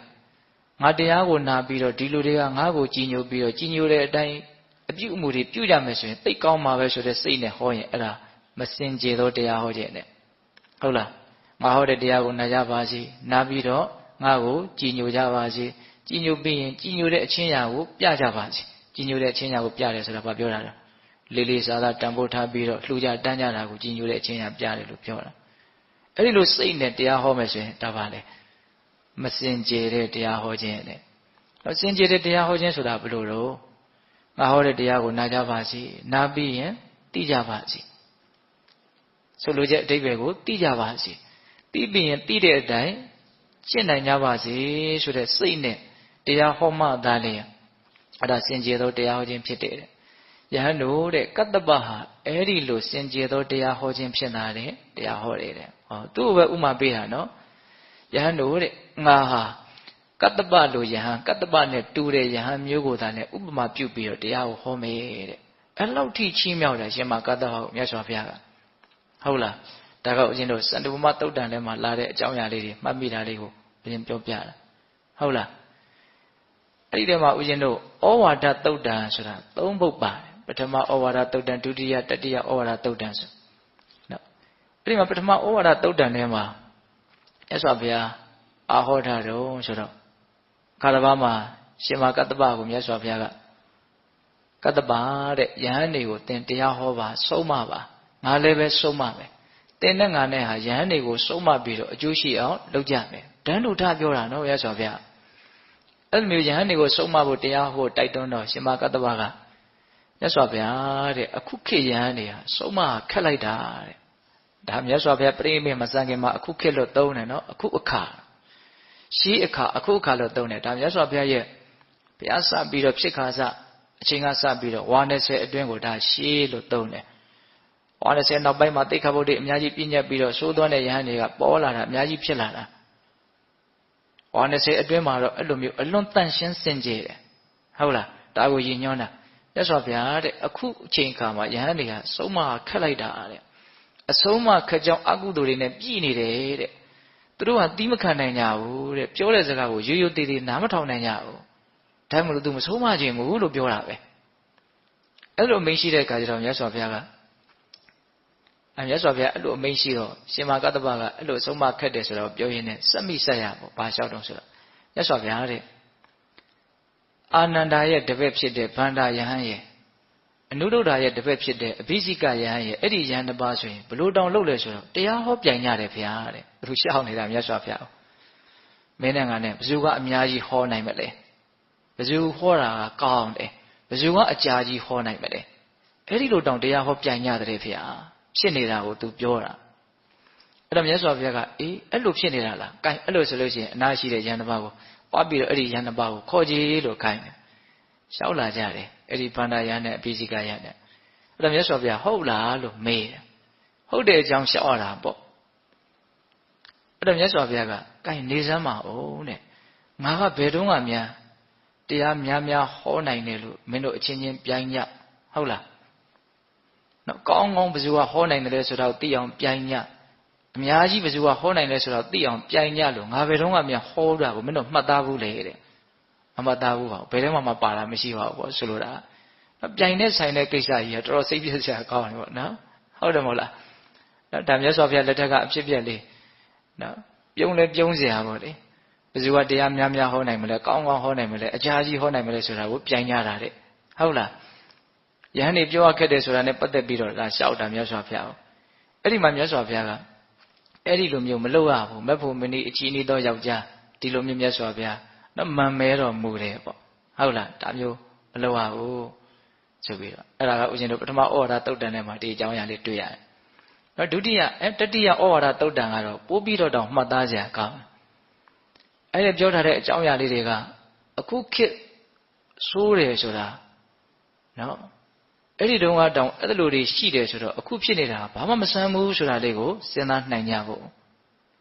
ဘာပြောတာတုန်းဆိုတော့ကတ္တပါတဲ့သင်ဟာယဟန်တွေကိုစုံမပါတရားဟောပါငါလည်းပဲယဟန်တွေကိုစုံမမယ်တရားဟောမယ်သင်တဲ့ငါနဲ့ဟာယဟန်တွေကိုအတူတူစုံမကြမယ်ဟောကြမယ်ဒီတော့မြတ်စွာဘုရားတဲ့ယဟန်တွေဟာစုံမခက်ပါလေစောစောကလိုပဲလျှောက်တယ်တိခတ်နိုင်ခဲ့ကြတယ်ရိုးရိုးတည်တည်နားမထောင်ကြဘူးအဲ့တော့မြတ်စွာဘုရားကဟုတ်တယ်တဲ့ရှင်းတုန်းကဆိုလို့ရှိရင်ယဟန်တွေဟာဒူရင်ဆောက်တည်ကြတယ်တောရအရမှနေကြတယ်စွန့်ခံပြီးတော့စားကြတယ်ပန်းတကူသင်္ကန်းကိုဆောင်းကြတယ်အလိုလဲနဲကြတယ်အလိုနဲခြင်းရဲ့ဂုဏ်ကိုလည်းပြောကြတယ်နော်ရောင်ရဲမှုလည်းရှိကြတယ်ရောင်ရဲမှုရှိခြင်းရဲ့ဂုဏ်ကိုလည်းပြောကြတယ်စိတ်ညင်ရမှာပျော်မွေ့ကြတယ်အပေါင်းဖော်နဲ့မမွေ့လျော်ကြဘူးအလွန်ထက်သန်တဲ့လုံလဝရိယရှိတယ်အကုသိုလ်ဖေဖြောက်ရေးကုသိုလ်ပွားများရေးမှာအလွန်ထက်သန်တဲ့လုံလဝရိယလည်းရှိကြတယ်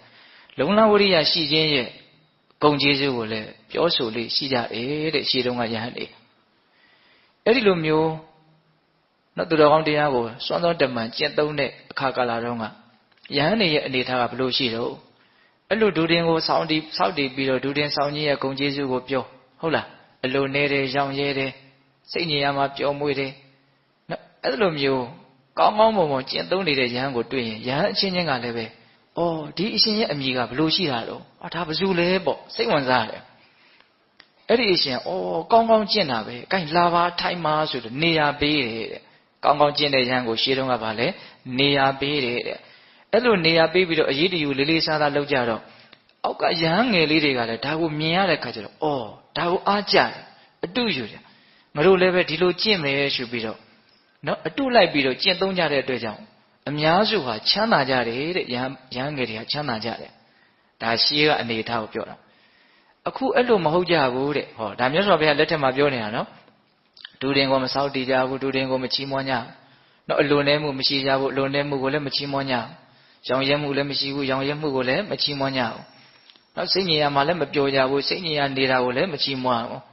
နော်အပေါင်းဖော်နဲ့မွေးလျော်ခြင်းတွေလည်းရှိကြတယ်အပေါင်းဖော်နဲ့မမွေးလျော်ခြင်းကိုလည်းမချီးမွမ်းဘူးလုံလဝရိယလည်းမရှိဘူးလုံလဝရိယရှိတာကိုလည်းမချီးမွမ်းကြဘူးတဲ့အခုအဲ့လိုဖြစ်နေတယ်တဲ့ဟောအခုဘာတွေကိုနေရာပေးကြတော့ဘာတွေကိုလေးစားနေကြတော့ဘာစီကိုတန်ဖိုးထားနေကြတော့ဆိုတော့ယဟန်တစ်ပါးကအချမ်းရန်နေများမယ်ဟုတ်လားထင်ရှားမယ်ကြော်ကြားမယ်နာမည်ကြီးမယ်ပေါ့နော်အဲ့လိုထင်ရှားကြော်ကြားပြီးတော့အချွေရန်နေနဲ့စွမ်းသင်္ကန်းကြောင်းစေးဆိုတဲ့ပစ္စည်းလေးပါလက်လာပါတွေအလျံပဲပေါ်နေမယ်ဆိုရင်တော့ဟာဒီပုဂ္ဂိုလ်ဟာဘယ်သူလဲပေါ့နာမည်မေးမယ်ပေါ့နော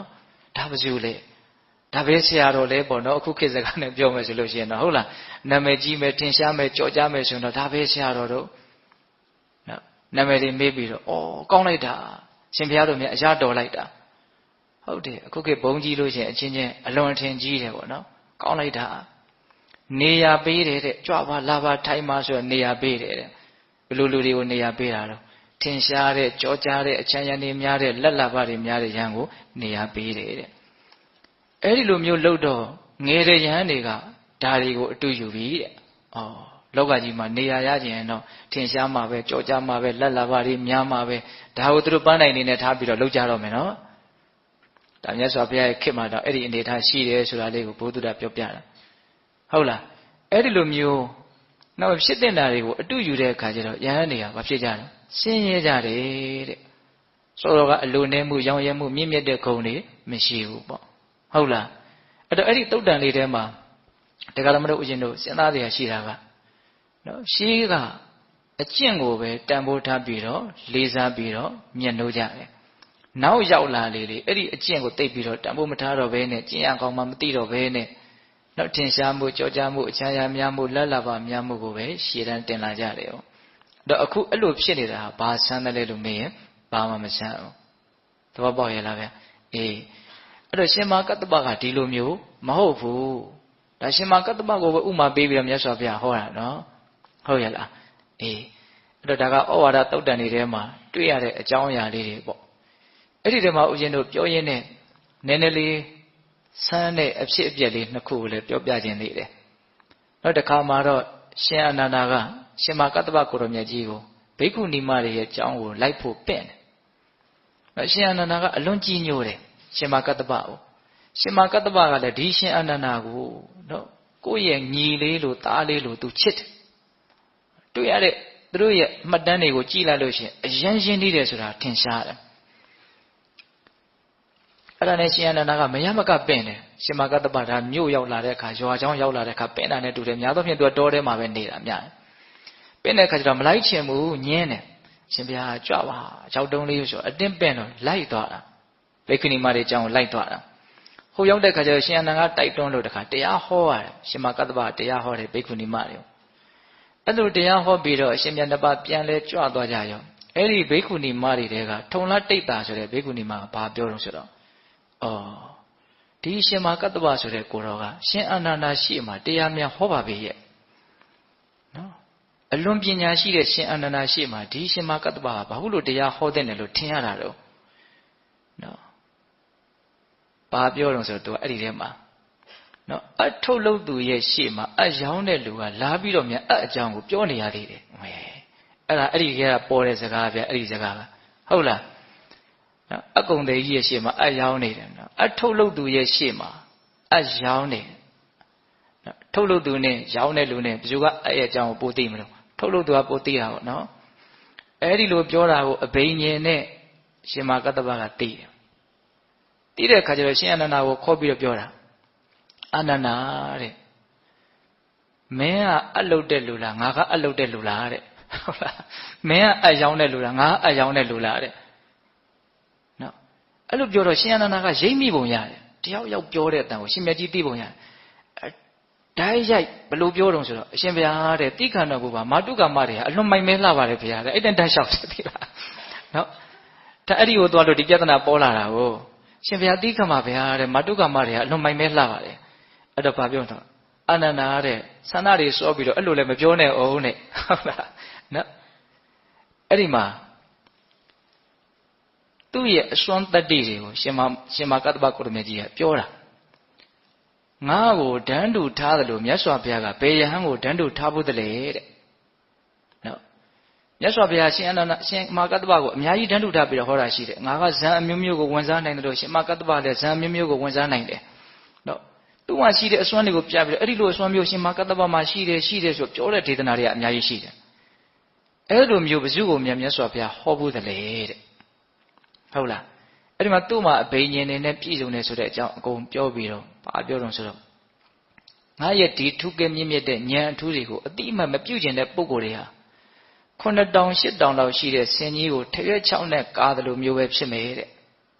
ဘယ်လိုမှသူ့ရဲ့ဂုဏ်တွေကိုဖုံးလို့မရဘူးလို့ပြောတာဟုတ်လားအဲ့ဒါလိုလဲပြောပြီးတော့အဲ့ဒီထုံလားတိတ်တာဘိက္ခုနီမှာမကြခင်မှာပဲလူထွက်သွားတယ်တဲ့သာသနာတော်ကနေဆုံးရှုံးသွားတယ်ဟုတ်လားဒါဒီအကြောင်းအရာလေးတစ်ခုတွေ့ရတယ်ပေါ့နောက်တစ်ခါအကြောင်းအရာလေးတစ်ခုကလည်းပဲစိတ်ဝင်စားတယ်အဲ့ဒါကဘာလဲဆိုတော့တခါမှာတော့ရှင်အနန္ဒာကိုရမြတ်ကြီးရဲ့တပည့်တာဝကတွေတော်တော်များများယဟန်တွေလူထွက်သွားကြတယ်30လောက်လူထွက်သွားတယ်အဲ့ဒါကိုသိရတဲ့အခါကျတော့ရှင်မကတ္တပကရှင်အနန္ဒာကိုဆူတာနော်အဲ့တော့ရှင်အနန္ဒာကအဲ့ဒီအချိန်မှာခေါင်းတွေတောင်ဖြူနေပြီမထေကြီးဖြစ်နေပြီအနန္ဒာတဲ့သင်ဟာနော်ကောက်စဘာခင်းတွေကိုဖျက်ဆီးပြီးတော့သွားတယ်လို့မျိုးတဲ့ဒီတရားဓမ္မတွေရဲ့တရားတရားတွေကိုဖျက်ဆီးပြီးတော့တင်သွားတာပဲသင်ရဲ့ယဟန်တွေကအလွန်ဆိုးသွမ်းနေတဲ့သင်ရဲ့ယဟန်တွေကအလွန်ပျက်စီးနေတယ်တဲ့ဘာလို့ဒီလိုလုပ်ရတာလဲတဲ့အိန္ဒိယမရှိဘူးတဲ့လျှက်ပေါ်လော်ဒီတဲ့စကားတွေကလည်းများတယ်တဲ့ဘာထိမ့်သိမ့်မှုမှမရှိဘူးတဲ့ဒီလိုယဟန်ပေါက်စတွေချမ်းရံပြီးတော့တင်သွားနေတာမကောင်းဘူးတဲ့ဟောဒီတငယ်ဟာအခုချိန်ထိဘာမသိဘူးတဲ့ဟောရှင်အနန္ဒာကိုတငယ်လို့ဆိုတဲ့စကားနဲ့နော်အတိုင်းရှိမသိလေစွာလို့အဲ့လိုဆိုတာနော်ဦးဇင်းတို့အရက်ပြောမှဆိုငေါက်တဲ့သဘောမျိုးပေါ့နော်ရှင်အနန္ဒာကိုအဲ့လိုပြောတာအဲ့တော့ရှင်အနန္ဒာကတပည့်တော်ခေါင်းနေတောင်ဖြူနေပါပြီတဲ့ဒါပေမဲ့လို့တငယ်ဆိုတဲ့အသုံးနှုန်းနဲ့အခုချိန်ထိဆုခန်းနေရသေးတယ်မခံမြင်ဘူးနော်အလွန်ချစ်ခင်ရင်းနေတာ ရှင်အနန္ဒာကအဲ့ဒါလို့ရှင်အနန္ဒာကိုရှင်မကတ္တဗကဒီသူငယ်ဆိုတဲ့အတုံးလုံးနဲ့ကလေးဆိုတဲ့အတုံးလုံးနဲ့ဒီလိုဆူတာကိုဘယ်သူကမခံနိုင်ဘူးလို့ဆိုတော့ဘိက္ခုနီမတွေကမခံနိုင်ဘူးအရှင်အနန္ဒာအကြောင်းပြောတဲ့အခါမှာဒီဘိက္ခုနီမတွေတချို့တဲတဲလှုပ်တယ်ဆိုတာကိုလည်းထည့်ပြီးတော့ပြောဖို့ရှိတယ်ဟုတ်လားအဲ့ဒီဘိက္ခုနီမတွေကထုံလနန္ဒာဆိုတဲ့ဘိက္ခုနီမရှိတယ်နော်သူ့ကိုအကြောင်းပြုပြီးတော့တိခါဘုတ်တွေလည်းအများကြီးပြညတာတွေရှိတယ်ဝီနည်းထဲမှာအဲ့ဒီထုံလနန္ဒာဘိက္ခုနီမဘယ်လိုပြောတော့ဆိုတော့ဒိဋ္ဌိဘဝကပြောင်းလာတယ်ဒီရှင်မဟာကတ္တပကရှင်မဟာကတ္တပကမြတ်စွာဘုရားကိုယဉ်မှန်းပြီးတော့ဝတ်လာတာအဲ့ဒါကိုသူကဒိဋ္ဌိလို့ဆွဆွဲတာနော်ဒိဋ္ဌိဘဝကပြောင်းလာတယ်ဒီရှင်မဟာကတ္တပကဉာဏ်ပညာအလွန်ကြီးတော်မူတဲ့ရှင်အနန္ဒာကိုသူကအဲ့လိုဆုံးမသင့်တယ်လို့သူကသူဘာလို့အဲ့လိုထင်ရတာတော့သူကြားရရနေမှာမခံကျင်ဖြစ်နေတာအဲ့လိုမျိုးရှင်မဟာကတ္တပကိုနော်မကြည်ညိုတဲ့စိတ်နဲ့မနှစ်လိုတဲ့စိတ်နဲ့သူဝစီကံအဖြစ်ပြောတာနော်ရှင်အနန္ဒာလိုပညာရှိတဲ့ပုဂ္ဂိုလ်ကိုနော်ရှင်အနန္ဒာကတကယ်လည်းပညာရှိပါတယ်အလုံးကရှင်အနန္ဒာရဲ့အံ့ဘွယ်တွေကလည်းအများကြီးရှိတယ်နော်လူချစ်လူခွင့်အလွန်များတယ်ဆိုတာရှင်အနန္ဒာရဲ့အလွန်ထူးခြားတဲ့အံ့ဩဘွယ်ဟာပဲဘယ်ရဟန်းမှမတူဘူးအဲ့ဒါရှင်အနန္ဒာအကြောင်းပြောတဲ့အခါကျတော့အဲ့ဒါပါမယ်ပေါ့အဲ့တော့အခုလည်းပဲထုံလနန္ဒာကရှင်အနန္ဒာကိုဆူလို့ရှင်မကတ္တပကိုမကြည်မနဲ့ပြောတာမှာနော်ဒိဋ္ဌိဘဝကပြောင်းလာတဲ့ပုဂ္ဂိုလ်ဟာရှင်အနန္ဒာကိုဒီလိုပြောတဲ့နယ်လို့ဘာလို့ထင်တာတော့အဲ့ဒီလိုပြောတာကိုရှင်မကတ္တပကကြားပြန်တယ်အဘိညာဉ်ရှိတာဆိုကြားတယ်သိတယ်ဟုတ်လားသိတဲ့အခါကျတော့စောစောကလိုပဲနော်ဒီလိုဒီအကြောင်းသူကြားရတယ်ဆိုတာကိုပြောပြပြီးတော့ငါဟာတဲ့ဘယ်သာသနာပြင်ပအယူဆရှိတဲ့ပုဂ္ဂိုလ်မှာဆရာတင်ခဲ့တာမရှိဘူးတဲ့ငါယဟန်ပြုတဲ့ကိုကဆိုမြတ်စွာဘုရားကိုယဉ်မှန်းပြီးတော့ယဟန်ပြုခဲ့တာယဟန်ဖြစ်ပြီးတော့9 ရက်နေတော့ငါဟာအတော်ကုန်ခန်းခဲ့တာသူ့ရဲ့အစွမ်းတွေကိုပြောပြတာပါပဲအမှန်ကတော့ဟုတ်လားငါရဲ့ထူးခြားတဲ့ဒီစွမ်းရည်တတိအဘိညာဉ်စွမ်းရည်တတိကိုမတိကျိုးခြင်းပြုမယ်ဆိုလို့ရှိရင်စောစောကပြောသလို9000 8000တောင်ရှိတဲ့ဆင်ကြီးကိုထမ်းလျက်နဲ့ထမ်းရွက်နဲ့ကားသလိုမျိုးသာဖြစ်လိမ့်မယ်ဟုတ်လားအဲ့လိုအမိန့်ရှိတာအဲ့ဒါမကြာဘူးအဲ့ဒီထုံလနန္ဒာဘိက္ခုနီမှလည်းလူထွက်သွားရောအဲ့ဒါပါမှတ်တမ်းတင်ထားတာနော်ဒါကနောက်အရှင်မြတ်ကြီးကိုပြစ်မှားတဲ့အနေအထားနဲ့ဆက်ဆက်ပြီးတော့ပြောထားတာဆိုတော့အဲ့လိုပြစ်မှားလို့မြန်ဒုက္ခဖြစ်ရသလားဆိုတာကစဉ်းစားရရှိတယ်ဟုတ်လားဒါကရှင်မကတ္တပကိုရမြတ်ကြီးနဲ့ပတ်သက်ပြီးတော့မှတ်တမ်းတင်ထားတဲ့အကြောင်းအရာလေးတွေအဲ့ဒီလိုနဲ့ရှင်မကတ္တပကိုရမြတ်ကြီးဟာယဟန်ဖြစ်ပြီးယဟန္တာဖြစ်ပြီးတဲ့ဟာစပြီးတော့ဒီမြင့်မြတ်တဲ့ဒုတင်အကျင့်နေနဲ့နော်အလိုနဲစွာရောင်ရဲစွာနော်စိတ်ငြိမ်ရာရက်မှာဘယ်သူနဲ့မှပတ်သက်ဆက်ဆက်မှုတိတ်မရှိဘဲနဲ့ချိုးချံချွေတာစွာအလွန်ချမ်းသာစွာကျင့်သုံးပြီးတော့နေထိုင်ရင်းနဲ့အလွန်အသက်ကြီးလာတဲ့အခါကျတော့နော်မြတ်စွာဘုရားဟောထားတဲ့မေးထားတဲ့အမေးဖြေလုပ်ထားတဲ့သုတ်တန်လေးတစ်ပုဒ်ရှိတယ်ဇိဏသုတ်တန်နော်ဇိဏဆိုတာအိုမင်းမီဆိုတဲ့အဓိပ္ပာယ်မြတ်စွာဘုရားကဘာမင်းရှိတုံးဆိုတော့ကတ္တပတဲ့သင်ဟာအခုအရွယ်အိုမင်းလာပြီသင်ဆောင်းနေတဲ့ဒီပိုက်ဆံလျှော်နဲ့ရက်ထားတဲ့သင်္ကန်းကြီးကအလွန်လေးပါတယ်တဲ့အဲ့ဒါကြီးကိုစွန့်လိုက်တော့ဒကာရမတွေလှူတဲ့သင်္ကန်းကိုဝတ်ပါဆုံးခံပြီးတော့ကြီးစားမနေတော့နဲ့နော်ဖိတ်မှန်ကပြုတ်ထားတဲ့ဆွန့်ကတ်တို့လဲဆွန့်ကတ်တွေကိုလိုက်ပြီးတော့ပုံပေးပါပြီးတော့ဒီမှာငါနဲ့အတူလာပြီးတော့ကြောင်းမှာလာနေပါအဲ့လိုတောင်ရသော်ရဖိတ်တာနော်တော့မှမနေနဲ့အသက်ကြီးလာပြီပင်ပန်းလို့ဒီကြောင်းမှာနေပါအဲ့လိုမျိုးပြောတော့ရှင်မကတ္တဗကမြတ်စွာဘုရားတဲ့တပည့်တော်ဟာကြာမြင့်စွာသောကာလတွေကစပြီးတော့တော်ရမှနေခဲ့တယ်အရညကင်တူရင်စောက်တည်တယ်လို့ခေါ်တာပေါ့နော်လူသူနီးတဲ့နေရာမှာအာယုံမတက်ဘူးဟုတ်လားဆွန့်ခံပြီးတော့စားခဲ့တယ်ပန်းတကူသင်္ကန်းကိုပဲဆောင်းခဲ့တယ်တစ်ပင်အောက်မှာပဲနေခဲ့တယ်ကြာမြင့်စွာတွေကစတပည့်တော်ဟာဒူရင်စောက်တည်ပြီးတော့နေခဲ့တာဒါကြောင့်အခုကြာမှအဲ့ဒါလိုမစောက်တည်ပဲနဲ့မနေခြင်းဘူးတဲ့အခုလည်းပဲစောက်တည်မယ်ပင်ပန်းတည်ဖြစ်စီဆင်းရဲတည်ဖြစ်စီဒူရင်ကိုစောက်တည်ပြီးတော့အလိုနဲစွာရောင်ရဲစွာဟုတ်လားချွေးချံချွေတာမှုအပြည့်နဲ့အပေါင်းဖော်တွေနဲ့မမွေ့လျော်ပဲနဲ့စိတ်ညစ်ရမှာထက်တန်တဲ့လုံလဝရိယနဲ့ပဲတပည့်တော်နေပါမယ်လက်မခံဘူးတော့သူကအဲ့တော့မြတ်စွာဘုရားကအပြစ်မတင်ပါဘူးကတ္တပတဲ့ဘယ်လိုအကျိုးတူးတွေကိုမျှော်ကိုပြီးတော့သင်ကဒီလိုအသက်အရွယ်ကြီးသည့်အထိဒီအကျင့်တွေကိုကျင့်နေတာတုံးတဲ့သူ့ရဲ့သဘောကိုမြင်အောင်ပေါ်အောင်မြတ်စွာဘုရားမေးအောင်ဒါမြတ်စွာဘုရားတဲ့တပည့်တော်အကျိုးတူးနှစ်ပါးကိုရည်ရွယ်ပြီးတော့ဒီလိုအသက်ကြီးသည့်အထိဒီအကျင့်မြတ်တွေကိုကျင့်နေတာနံပါတ်1အကျိုးတူးကဘာလဲ မျက်မှောက်ဘဝမှာတပည့်တော်ချမ်းချမ်းသာသာနေနိုင်ဖို့အတွက်ပဲတဲ့လူသားမနေနဲ့ထင်လို့ရှိရင်အဲ့လိုနေရတာဆင်းရဲလိမ့်မယ်လို့ထင်တရားရှိတယ်ဒါပေမဲ့တကယ်ကအဲ့လိုမဟုတ်လားအဲ့လိုနေရတာပို့ပြီးတော့ချမ်းသာတယ်တဲ့နော်တော့ရလောက်တဲ့နေရာမှာနေရင်လူတွေကြားထဲမှာနေရတာလေချမ်းသာလူတွေကြားထဲမှာနေရတယ်ဆိုတာများသောအားဖြင့်ကိုကနေခြင်းလွန်းလို့အဲ့ဒီနေခြင်းနဲ့လောဘကြီးရှိလို့သာဆင်းရဲမှမသိတာကောင်းတယ်လို့ထင်နေတာ哦ဟုတ်လားလောဘတက္ကာယမရှိတဲ့ပုဂ္ဂိုလ်အတွက်အားမှမရှိတဲ့နေရတဲ့နေရာပို့ပြီးတော့နာယီပါယီမရှိဘူးလားရှိတာပေါ့ဟုတ်လားအဲ့ဒါသူပြောတာအဲ့ဒါနော်နံပါတ်1အကျိုးတို့ကဘာလဲအခုလောလောဆယ်ကိုပဲချမ်းချမ်းသာသာတပည့်တော်နေနိုင်ဖို့တဲ့နောက်အလုံးနဲ့မဆက်ဆံမဲနဲ့နေရတာကိုဆိုချမ်းသာတယ်ဟုတ်လားနောက်ဒုတိယအကျိုးတို့ကဘာလဲနောင်လာနောက်သားတွေဒီကောင်းမွန်တဲ့အလေးအထကိုအတုယူပြီးတော့ကျင့်သုံးနိုင်ဖို့ဒိဋ္ဌာနုကတိပေါ့နော်အဲ့လိုအတုယူပြီးတော့ကျင့်သုံးကြမယ်ဆိုရင်အဲ့ဒီယဟန်တွေကဘာဖြစ်ကြမလဲချမ်းသာကြမယ်ပေါ့အဲ့တော့ကိုယ်လည်းပဲအခုလောလောဆယ်ချမ်းချမ်းသာသာနေနိုင်ဖို့နောင်လာနောက်သားတွေလည်းဒီကောင်းမြတ်တဲ့အလေးအကျင့်ကိုအတုယူပြီးတော့ချမ်းသာနိုင်ကြဖို့ဆိုတဲ့ဒီအကျိုးတို့နှစ်ပါးကိုမျှော်ကိုးပြီးတော့အသက်ကြီးရင်ပဲမလို့တပည့်တော်ဒီတူတွေနဲ့နေမှာပါတဲ့အဲ့တော့အသက်ထက်ဆုံးနေသွားတာသိလားအသက်ထက်ဆုံးနေသွားတာမစွန့်ဘူးဒီနေ့မှာဦးဇင်းတို့ကျမ်းစာတွေထဲမှာရှင်မမောကလန်ကိုရမကြီးပြိဋိဘံဆံကတိတ်ပြီးတော့မထင်ရှားဘူးဦးဇင်းတော့တနေ့ကုန်ရှားကြည့်တယ်မတွေ့ရဘူးနော်ထင်ထင်ရှားရှားပြထားတာမတွေ့ရဘူးနော်မဟာဗုဒ္ဓံကျမ်းထဲမှာလည်းမတွေ့ရဘူးအဲ့ဒါနဲ့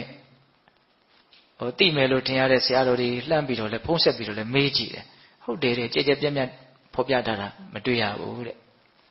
ဒါပေမဲ့သူအသက်120ရှည်တယ်ဆိုတာကတော့ထင်ထင်ရှားရှားပြထားတယ်အဲ့ဒီမှာနောက်ဦးဇင်းတို့ပြောချင်တာကဘာလဲဆိုတော့မြတ်စွာဘုရားပြိဋိဘံစံပြီးတဲ့နောက်မှာဘုရားရှင်ကိုရမကြီးဟောကြားတော်မူခဲ့တဲ့ဓမ္မဝိနည်းလို့ဆိုတဲ့ဒီဒေသနာတွေကိုသူဥရှိပြီးတော့တန်ခါနာတင်ခဲ့တယ်ဆိုတဲ့ကိစ္စအဲ့ဒီအကျိုးတူကိုမျှော်ကိုပြီးတော့မြတ်စွာဘုရားကိုတော်နဲ့ထပ်တူထားခဲ့တာနော်သူအဲ့မှာထူးခြားတာတစ်ခုကလည်းပဲမြတ်စွာဘုရားပြိဋိဘံစံပြီးတဲ့နောက်နော်တာရုကိလနာသဘင်ဆင်ရင်ညတာ9ရက်ကြာတယ်ပြီးတော့ဦးဇင်းတို့နန္တာထင်းပုံပေါ်မှာတင်ထားတာဒါပေးတဲ့တို့သိပါတယ်လက်မန်လာမင်းသားတွေရဲ့နော်အင်ဂျင်ဥယျာဉ်ထဲမှာနန္တာထင်းပုံပေါ်မှာတင်ထားတာအဲ့ဒါအချိန်ကြာတော့မီးရှို့မယ်မီးပူဇော်ကြတော့မယ်ဆိုတော့ဘလို့မှမီးရရှို့လို့မရမြတ်စွာဘုရားရဲ့အလောင်းတော်ကိုမီးရှို့ကြဖို့လူတွေကြိုးစားကြတာဘလို့မှကြိုးစားလို့မရဘူးလေးမျက်နှာကဖားဖို့တွေဘာတွေနဲ့လှုပ်ဘလို့မှလှုပ်လို့မရဘူးအဲ့ဒါနဲ့လူတွေကရှင်အနုဒ္ဒရာကိုမေးတာအဲ့ဒီအချိန်ကရှင်အနုဒ္ဒရာကတကူအရာရောအနေအထားအရာရောအကြီးကျယ်ဆုံးလို့ဆိုရမယ်ရှင်သာရိပုတ္တရာလည်းမရှိတော့ဘူးရှင်မောဂ္ဂလန်လည်းမရှိတော့ဘူးရှင်မကတ္တပကအဲ့ဒီအချိန်မှာမြတ်စွာဘုရားနာမှာမရှိဘူးမြတ်စွာဘုရားကိုပူးမြော်ဖို့လာနေတုန်းရှိသေးတယ်ဟုတ်လားဒီမှာမီးရှို့လို့မရဘူးဆိုတော့ရှင်အနုဒ္ဒရာကိုမေးတယ်နော်ရှင်အနုဒ္ဒရာအကြောင်းကလည်းပြောကြအလွန်ကောင်းတော့ရှင်တို့ဒါကနတ်တည်းရဲ့သဘောကတစ်မျိုးဖြစ်နေတယ်တဲ့အဲဒါကြောင့်မီးရှို့လို့မရတာနတ်တည်းရဲ့သဘောကဘလို့ဖြစ်နေတော့ဗျာနတ်တည်းထဲမှာတဲ့ရှင်မောကလန်ကိုကြည်ညိုပြီးတော့ဖြစ်ကြတဲ့နတ်တွေအုပ်စုရှိတယ်တဲ့ရှင်သာရိပုတ္တရာကိုကြည်ညိုလို့သိပြီးတော့နတ်ဖြစ်ကြတဲ့အုပ်စုတွေရှိတယ်တဲ့ရှင်မကတ္တပအခုပြန်တော်ပြိဋိဘံမဆန်သေးဘူးနော်အဲ့ဒီရှင်မကတ္တပကိုကြည်ညိုပြီးတော့လှူဒန်းပြီးတော့နတ်ဖြစ်ကြတဲ့အုပ်စုတွေလည်းရှိတယ်တဲ့အဲ့ဒီအုပ်စုတွေကတို့အရှင်မြတ်ကြီးရောက်မလာသေးဘူးဒါကြောင့်မလို့မြတ်စွာဘုရားရဲ့အလောင်းတော်ကိုမီးမလောင်ပါစေတည်းလို့သူတို့လှုပ်ထားတာတဲ့အဲ့ဒါမီးရှို့လို့မရအောင်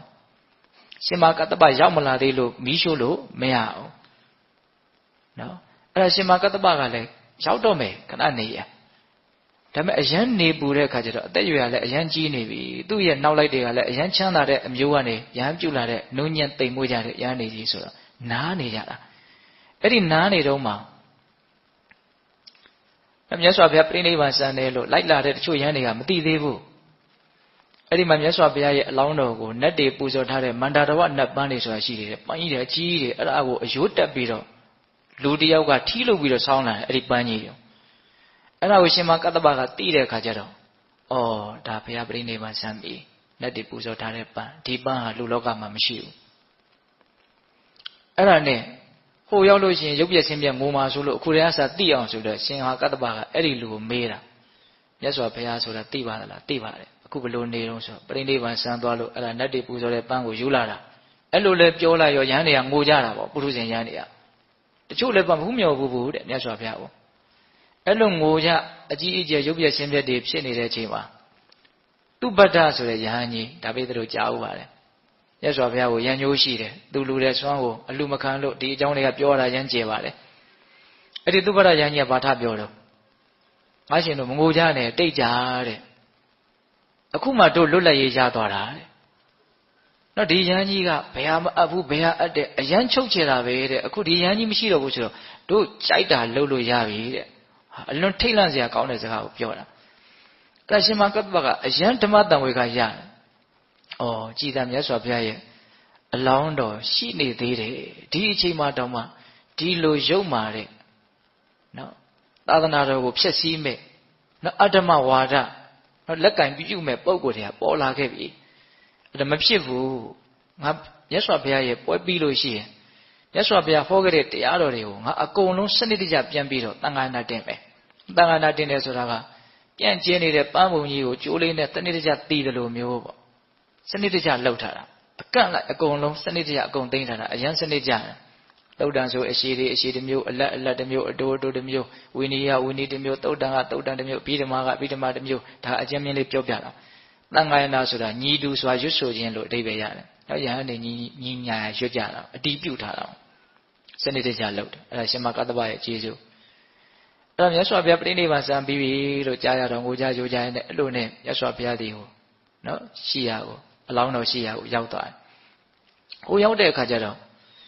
မြတ်စွာဘုရားရဲ့ခြေတော်ကိုဖူးမြော်ခြင်းတယ်။အဲ့ဒီတော့မြတ်စွာဘုရားရဲ့ရုပ်အလောင်းတော်ကနော်ဂွမ်းနေနဲ့အထက်ထက်ပတ်ထားအောင်ဆိုအဝိသနဲ့ပတ်ဂွမ်းနေနဲ့အထက်ထက်ပတ်ပြီးတော့ပတ်ထားတာအကုန်လုံးအဲ့ဒါကိုရွှေခွက်ထဲမှာထည့်ပြီးတော့စီတွေလောင်းပြီးတော့ရွှေခွက်တစ်ခွက်နဲ့အုပ်ထားတာဟုတ်လားအဲ့လိုမျိုးအုပ်ထားတာပြီးရင်ဘာလို့နန္ဒထင်းပေါ်မှာတင်ပြီးတော့အကုန်အုပ်ထားတာအဲ့ဒါကိုရှင်မကတ္တဗကလှည့်ပြီးတော့လက်ရရည်လှည့်ပြီးတော့ပူဇော်ရင်းနဲ့မြတ်စွာဘုရားရဲ့ကောင်းတော်ကဘယ်ဘက်မှာရှိတယ်ခြေတော်ကဘယ်ဘက်မှာရှိတယ်သူသိတယ်အဲ့ဒါနဲ့ခြေတော်ရှိတဲ့ဘက်မှာမြတ်စွာဘုရားရဲ့ခြေတော်ကိုငါဖူးမြော်ခြင်းတယ်အဲ့ဒါလိုအဓိဋ္ဌာန်လိုက်တာနဲ့မြတ်စွာဘုရားရဲ့ခြေတော်ကတိမ်ကြားတွေကနေလတ်ထွက်လာသလိုပဲတဲ့ဒီပတ်ထားတဲ့အဝတ်တွေခေါင်းတလားတွေထင်းတွေကိုအကုန်ဖောက်ထွက်ပြီးတော့နော်ဆက်လက္ခဏာနဲ့အလွန်တင့်တယ်တဲ့မြတ်စွာဘုရားရဲ့ခြေတော်အစုံဟာလာဝင်းကြီးလိုထွက်လာတယ်အဲ့ဒီခြေတော်တော်ကိုခြေပမိုးတော်ကိုလက်နဲ့ကင်ပြီးတော့ရှင်မကတ္တဗရှိခိုးကြတော့တယ်တဲ့အဲ့တော့လူတွေလည်းအရန်အံ့ဩကြပြီးတော့အရန်ရှိခိုးကြတာပေါ့အဲ့ဒီမြတ်စွာဘုရားခြေတော်ကိုအကုန်လုံးရှိခိုးလည်းပြီးပြီဆိုတော့အဲ့ဒီခြေတော်ကပုံမပြတ်တခါတည်းထဲထဲကိုပြောင်းဝင်သွားတယ်တဲ့ဒါချီမြင်လေးတွေပါလေးတွေလှုပ်သွားတာမရှိဘူးခေါင်းတလားကိုဖောက်လာတာလည်းမရှိဘူးဒါတကိုးရာပေါ့နော်အဲ့ဒီခြေတော်လည်းပြန်ဝင်သွားပြီလဲဆိုရောအဲ့ဒီဟာကြတော့မှမြတ်စွာဘုရားပြိဋိဘံစံတုံးကတဲ့တောင်ပို့ပြီးတော့လူတွေကအုပ်အုပ်တဲ့ငိုကြပြန်တယ်တဲ့နော်အဲ့ဒီလိုအကုန်လုံးနော်ရှ िख ိုးပူဇော်ပြီးတဲ့နောက်မှာခြေတော်လည်းပြန်ဝင်သွားတယ်ဘယ်သူမှမီးမရှို့ရပဲနဲ့တခါတည်းမီးရထားပြီးတော့လောင်ဒီစုံမီးလောင်နေဆိုတာအဲ့ဒါနတ်တည်ရဲ့အစွမ်းကြောင့်လောင်သွားတာတဲ့အံ့ဩစရာကောင်းတာကအပေါ်ဆုံးကပတ်ထားတဲ့အဝတ်နဲ့မြတ်စွာဘုရားခန္ဓာကိုယ်နဲ့ထိပြီးတော့ပတ်ထားတဲ့အဝတ်အဲ့ဒီအဝတ်တစ်ကလေးနှစ်ခုမီးမလာဘူးတဲ့ခလဲကောင်ကစီဆွတ်ထားတဲ့ဂွမ်းတွေပါလေအကုန်လောင်သွားတာ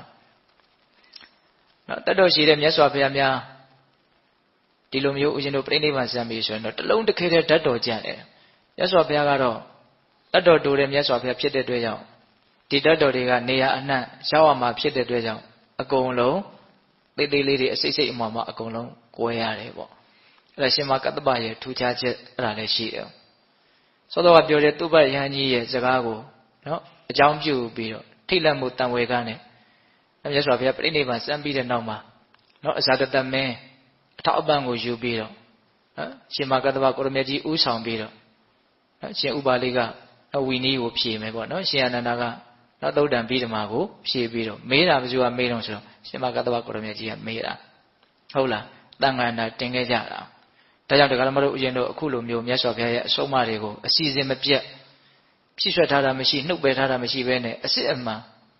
်လေ့လာခွင့်နာယူခွင့်သင်ကြားခွင့်တွေရနေကြတာဒါဘုရားရဲ့ကျေးဇူးလဲလို့မေးရင်ရှင်မကတ္တဗရဲ့အဓိကကျေးဇူးပဲဟုတ်ရဲ့လားဒါကြောင့်ပိဿပေါင်းတော်ကောင်းတို့ဒီရှင်မကတ္တဗကိုရမြတ်ကြီးရဲ့အကြောင်းကအလွန်တရာမှကြောစရာကောင်းတယ် သူဟောခဲ့တဲ့တရားတခြားသောတုတ်တန်တွေအများကြီးရှိတယ်နော်အဲ့ဒီတုတ်တန်တွေကိုပြောလို့ရှိရင်တရားအရမ်းရှိမှာဆိုလို့မှတ်သားစရာကောင်းတာလေးတွေနည်းနည်းစိတ်ထဲမှာစမ်းနေထင်တာလေးတွေကိုဦးဇင်းကရွေးပြီးတော့ပြောပြတာအဲ့တော့အကုန်လုံးကနော်အစာကလေးတွေလောက်ပဲဦးဇင်းတို့ကဆွဲထုတ်တယ်လို့မျိုးလောက်ပဲရှိတာပါသူ့ရဲ့အကြောင်းအရာလေးတွေကပြောမယ်ဆိုရင်အများကြီးကြံနေသေးတယ်ပေါ့အဲ့တော့ဒကာဓမ္မတို့ဦးဇင်းတို့အတွက်အလွန်အားကြီးတဲ့ဒါကျေးဇူးရှင်မမထေမြတ်ကြီးတစ်ပါးလို့ဆိုရင်လည်းပဲမလွယ်ဘူးပေါ့အဲ့ဒါအသက်120ပြည့်တော့ပြိဋိဘံစံတယ်ဆိုပြီးတော့ဒါဧတတက်ဘာဧတတက်လဲလို့မေးလို့ရှိရင်ဒုတင်ယာမဧတတက်ပေါ့ဟုတ်လားဧတတက်ကံဘိက္ခဝေမမတဝကနံဘိက္ခုနံဒုတဝါဒနံယတိတံမဟာကတပောလို့အဲ့လိုမျိုးဆိုပြသူ့ကိုဧတတက်ပေးခဲ့တာနော်ဒီငါရဲ့ယဟန်တော်တွေထဲမှာဒုတင်ဆောင်တဲ့နေရာမှာဒုတင်ရဲ့ဂုဏ်ကျေးဇူးတွေကိုပြောတဲ့နေရာမှာရှင်မကတ္တပဟာအတာဆုံးအမြတ်ဆုံးဖြစ်တယ်လို့မြတ်စွာဘုရားကအဲ့ဒါလိုဧတတက်ထားခဲ့တာနော်ဧတတက်ဆိုတဲ့စကားရဲ့အဓိပ္ပာယ်ကဘာလဲနော်ဒီထဲမှာသူဟာအမြတ်ဆုံးလို့အဓိပ္ပာယ်ရတယ်ဧတံအက္ကံဧတံဓာရီထဲမှာအက္ကံသူဟာအတာဆုံးပဲလို့ပြောတာဧတံအက္ကံကိုဧတဒက္ခဧတဒက္ခကာကိုဖြုတ်ပြီးတော့ဧတတက်လို့ဒီလိုပြောတာဟုတ်ရဲ့လားအေးဒါကဦးဇင်းတို့ရှင်မကတ္တပကိုရမြတ်ကြီးရဲ့အကြောင်းအရာအချင်းချုပ်ပေါ့နော်ဆုတောင်းခဲ့တဲ့အနေအထားကနေပြီးတော့ဒီဘဝယဟန်ပြုတဲ့အနေအထားနော်ဒုတင်နေကျင့်သုံးတဲ့အနေအထားမြတ်စွာဘုရားကကိုရောနဲ့ထပ်တူထားပြီးတော့ချီးမြှောက်တဲ့အနေအထား